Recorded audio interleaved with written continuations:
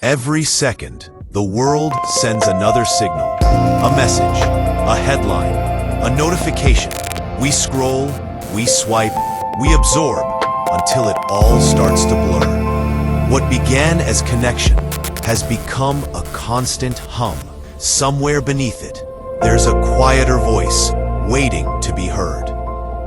You wake up to a wall of noise, screens glowing before the sun does, tabs, charts, messages, reminders, all asking for attention. The brain keeps running, even when you've stopped moving. Every unfinished task floats, demanding to be heard, until even silence starts to sound like static. And then, a moment, brief but different.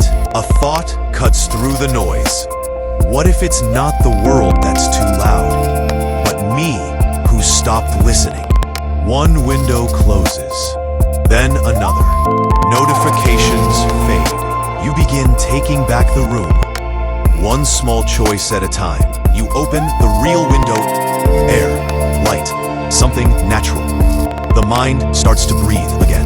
No music, no alerts, just space. The kind of silence that feels alive. You realize this isn't empty.